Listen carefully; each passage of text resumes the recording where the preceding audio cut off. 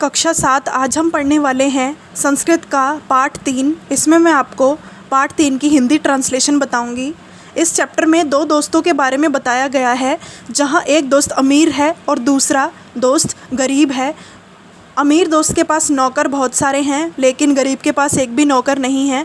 तो अमीर लड़का कोई भी काम नहीं कर सकता है, वहीं दूसरी तरफ गरीब लड़का सारा काम खुद से ही करता है। पढ़ते हैं स्टोरी में एग्जैक्टली क्या हुआ।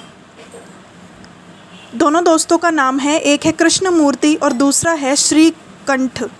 पढ़ते हैं। कृष्णमूर्ति और श्रीकंठ दो मित्र थे।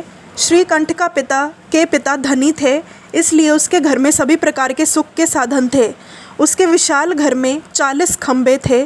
कौन अमीर था? श्रीकंठ के पिता जो थे वो धनी थे, यानी कि श्रीकंठ घर से धनी था। उसके घर में हर प्रकार का सुख था। उसके विशाल घर में 40 खंबे थे। उसके 18 कमरों में 50 खिड़कियाँ, 44 दरवाजे और 36 बिजली के पंखे थे।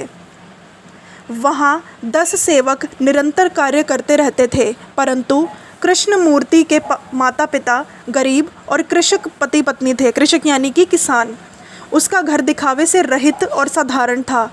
और जो गरीब दिखाया गया है वो है कृष्णमूर्ति, जिसके माता पिता किसान थे और मतलब बिल्कुल ही सादा घर था उनका। एक बार श्रीकंठ उसके मित्र कृष्णमूर्ति के साथ सवेरे 9 बजे उसके घर आ गया।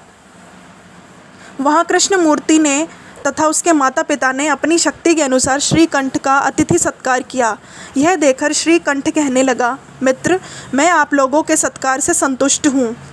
केवल यही है मेरा दुख कि तुम्हारे घर में एक भी नौकर नहीं है।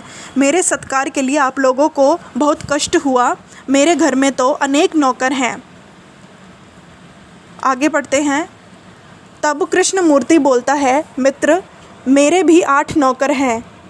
2 पैर, 2 हाथ, 2 नेत्र यानी कि 2 आँखें और 2 कान, टोटल हो गए 8। ये हर पल मेरे सहायक हैं, किंतु तुम्हारे नौकर हमेशा और हर जगह उपस्थित नहीं हो सकते। तुम तो अपने कार्य के लिए भी नौकरों के अधीन हो। जब जब वे गैर हाजिर होते हैं तब तुम कष्ट को अनुभव करते हो। स्वावलंबन में सदा सुख ही है, कभी भी कष्ट नहीं होता।